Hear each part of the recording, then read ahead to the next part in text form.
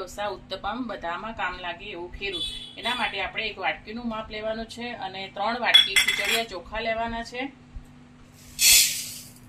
અને એ જ વાટકી ભરીને આપણે અડદની દાળ લેશું અને એક નાની ચમચી મેં પહેલાથી જ અંદર મેથીના દાણા એડ કર્યા છે. તેને આપણે ચોખ્ખા પાણીથી 3 થી 4 વખત ધોઈ લઈશું અને 8 થી 10 કલાક માટે એને જો મેં આને 3 થી 4 વખત ચોખ્ખા પાણીથી ધોઈ નાખ્યું છે અને આટલું ડૂબે એટલું પાણી લઈને હવે આપણે એને 8 થી 10 કલાક ઢાંકીને રાખી દઈશું. જો આપણે દાળ ચોખા સારી રીતે પલળી ગયા છે અને ચોખાનો દાણો એકદમ સહેલાઈથી તૂટી જાય છે, તો હવે આપણે એને મિક્સરમાં પીસવા માટે લઈ લઈશું. આ ટાઈમે આપણે એમાં દહીં નાખવું હોય તો દહીં પણ નાખી શકાય. જો મેં દાળ ચોખામાંથી બધું પાણી નિતારી લીધું છે અને આપણે એને પીસવા માટે મિક્સરમાં લેશું. એની પહેલાં આપણે 5 મિનિટ પહેલાં પૌવા ધોઈને પલાળ્યા હતા, એને પણ આપણે આમાં પીસવા માટે એડ કરી દઈશું અને અડધો ગ્લાસ જેટલું પાણી નાખી દઈશું. બસ આને એકદમ કરકરું રહે તેવી રીતે આપણે પીસી લેવાનું છે.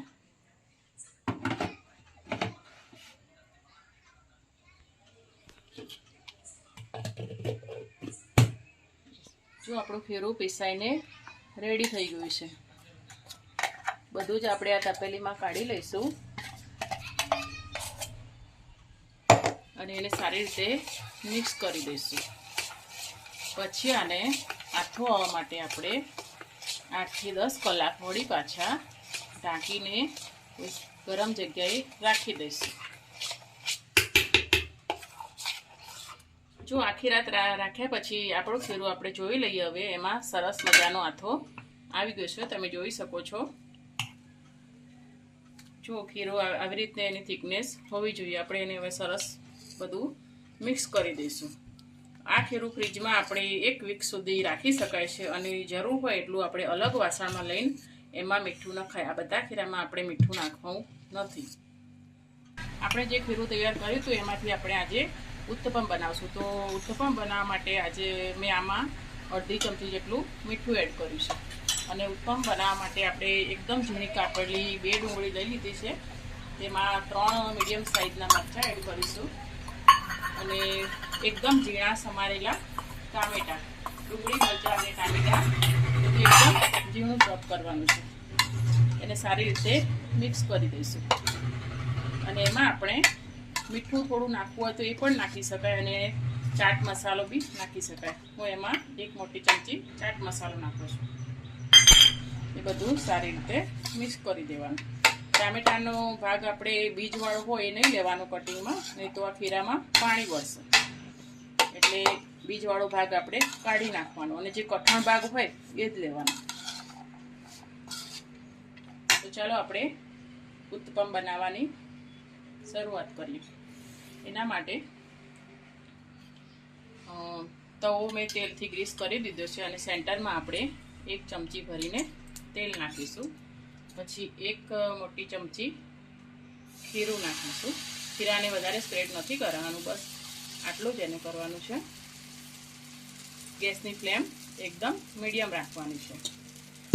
પછી આપણે જે મિશ્રણ તૈયાર કર્યું હતું એમાંથી આપણે એને બસ આવી રીતે ઉત્તપમની અંદર મૂકી દેવાનું છે. એને સારી રીતે ચોંટાડી દેવાનું છે.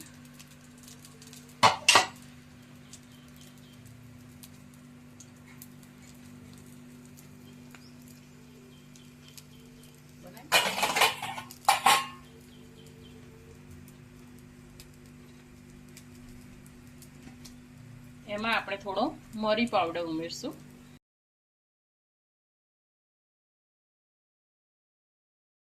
અને ઉત્તપમ સારી રીતે શેકાય એના માટે આપણે થોડુંક તેલ નાખી દઈશું. બસ 2 થી 3 મિનિટ સુધી મીડિયમ ગેસ ઉપર એને થવા દેવાનું છે.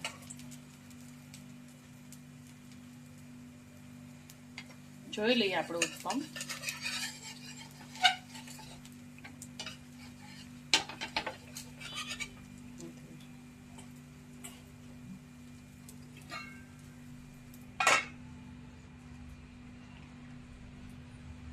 ઢાંકીને રાખવાથી થોડું જલ્દી થશે.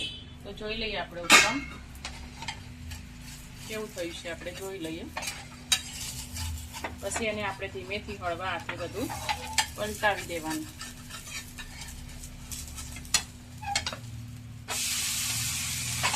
બીજી સાઈડમાં પણ આપણે થોડુંક સાઈડમાં તેલ નાખવાનું.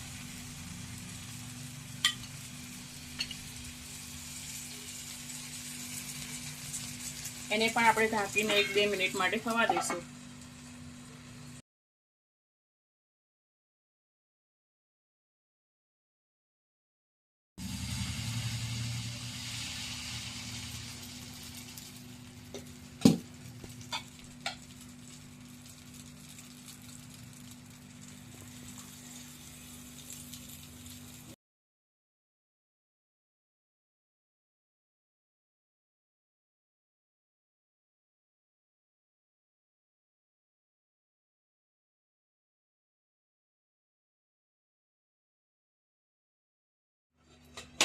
તો 2 મિનિટ થઈ જશે. આપણે જોઈ લઈએ આપણો ઉત્પમ થઈ ગયું છે.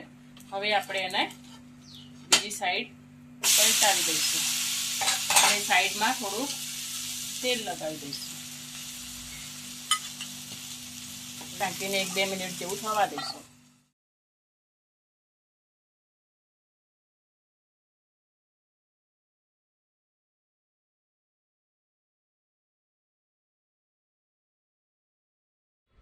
તો આ રીતે મેં બધા ઉત્પમ બનાવીને રેડી કરી લીધા છે. તેને આપણે સવારે નાસ્તામાં ટોમેટો કેચઅપ સાથે ખાઈ શકીએ છીએ. તો મળીએ એક નવા વિડીયોમાં. ત્યાં સુધી બધાને જય માતાજી, જય શ્રી કૃષ્ણ.